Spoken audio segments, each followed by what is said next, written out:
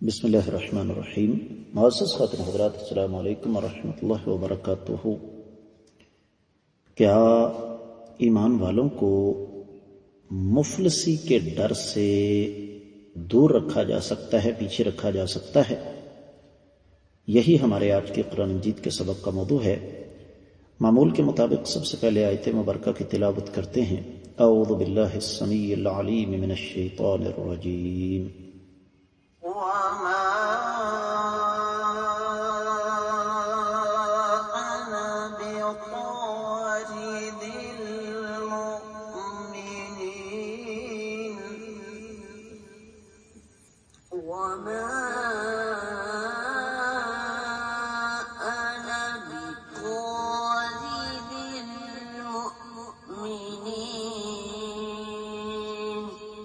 معزز خاتون حضرات، رب کائنات کی پاکیزہ کتاب قرآن مجید 19واں پارہ سورۃ الشعراء آیت مبارکہ ہے 114۔ سیدنا نوح علیہ السلام نے اپنی قوم کے سرداروں سے یہ کہا، وما اور نہیں، آنا میں، بطارد دور کرنے والا، المؤمنین ایمان والوں کو۔ بامحاورہ ترجمہ سماعت فرمائیے گا، اور میں ایمان والوں کو دور کرنے والا نہیں ہوں۔ یہ سیدنا نوح علیہ السلام نے اپنی قوم کے سرداروں سے اس وقت کہا جب انہوں نے کہا، جی آپ کی پیروی کرنے والے غرباء، فقراء، مساکین، کمزور لوگ ہیں، ان کی موجودگی میں ہم آپ کا دین قبول نہیں کر سکتے۔ امام ابن کثیر رحمۃ اللہ علیہ نے اسی بات کا جزم فرمایا ہے۔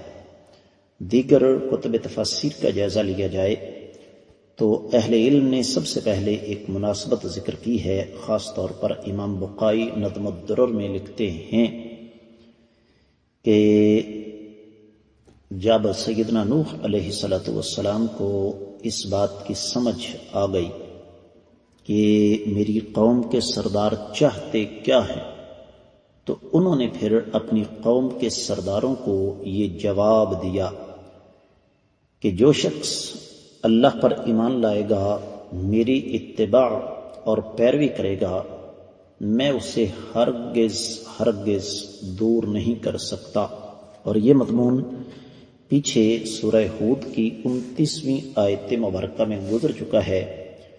وَمَا أَنَا بِطَارِدِ الَّذِينَ آمَنُوا إِنَّهُمْ مُلَاقُو رَبِّهِمْ وَلَكِنِّي أَرَاكُمْ قَوْمًا تَجْهَلُونَ۔ اور میں ایمان والوں کو دور نہیں کر سکتا، وہ تو اپنے اللہ سے ملاقات کرنے والے ہیں، لیکن میں تمہیں دیکھ رہا ہوں کہ تم جاہل لوگ ہو۔ اسی طریقے سے ایک اور مقام آتا ہے سورۃ الانعام۔ اس میں رب کائنات نے امام الانبیاء محمد الرسول اللہ صلی اللہ علیہ وآلہ وسلم کو مخاطب ہو کر فرمایا، وَإِذَا جَاءَكَ الَّذِينَ يُؤْمِنُونَ بِآيَاتِنَا فَقُلْ سَلَامٌ عَلَيْكُمْ كَتَبَ رَبُّكُمْ عَلَى نَفْسِهِ الرَّحْمَةِ۔ یہ 54ویں آیت مبارکہ ہے سورۃ الانعام کی۔ اے نبی صلی اللہ علیہ وسلم، آپ کے پاس جب ایمان والے آئیں جو ہماری آیات مبارکات پر ایمان رکھتے ہیں، تو آپ ان سے کہیں، تم پر سلامتی ہو، اللہ نے اپنے اوپر رحمت واجب کر دی ہے۔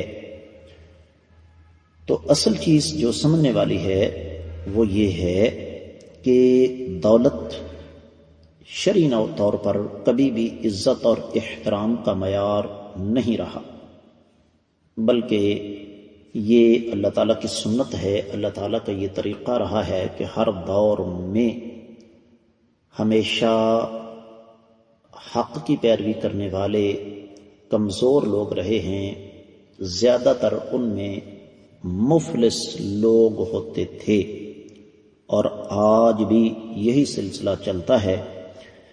زیادہ تر دولت مند لوگ آپ کو دین سے دور ہی ملیں گے۔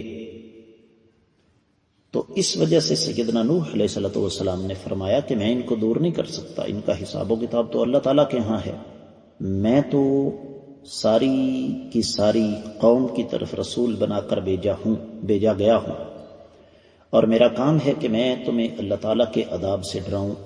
جس نے بھی اللہ تعالیٰ کی اطاعت کی وہ نجات پا جائے گا، اور اس میں کسی مالدار اور قلاش یا بڑے اور چھوٹے کا کسی قسم کا کوئی فرق نہیں ہے۔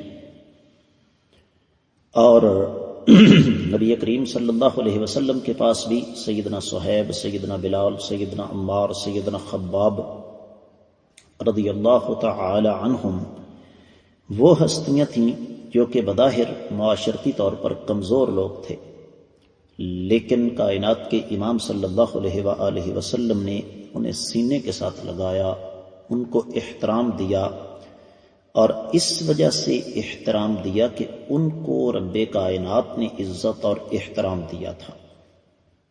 یہی وجہ ہے کہ مفسرین کرام نے اس بات پر خصوصی طور پر زور دیا ہے کہ ہمارا دیندار طبقہ اس کو اس بات پر خصوصی طور پر توجہ کرنی چاہیے کہ کبھی بھی کسی شخص کو اس وجہ سے عزت اور احترام نہ دیا جائے کہ اس کے پاس 4 پیسے ہیں۔ بدقسمتی ہے ہماری کہ کچھ لوگ، میں کچھ علماء کی بات نہیں کر رہا، کچھ لوگ مالی حیثیت دیکھ کر اپنا فتویٰ تبدیل کر دیتے ہیں، اور انہیں اس بات کا علم نہیں کہ چند ٹکوں کی خاطر اگر وہ یہ کام کر رہے ہیں تو وہ چند ٹکے کب تک ان کا ساتھ دیں گے۔ جب انسان اللہ تعالیٰ پر بھروسہ کرتا ہے تو اللہ ملک العلام رب الجلال والاکرام انسان کے لیے دنیا اور آخرت کے خزانوں کے منہ کھول دیتے ہیں۔ لہذا اگر کوئی آج بھی یہ کہے کہ جی ہم آپ کا ساتھ صرف اس شکل میں دیں گے کہ آپ کمتر یا بے حیثیت لوگوں کو اپنے آپ سے دور کریں، آپ کے ارد گرد غرباء، فقراء، مساکین کا جمگٹا ہے، ہماری کلاس ان سے اعلیٰ ہے، تو یقینی طور پر یہ بہت بڑی حماقت ہوگی اگر ایسا قدم اٹھایا جائے۔ میں امید کرتا ہوں یہ آیت مبارکہ آپ کو اچھی طرح سمجھ آ گئی ہوگی۔ اس کے ساتھ ہی آج کے سبق سے اجازت دیجیے۔ السلام علیکم ورحمۃ اللہ وبرکاتہ۔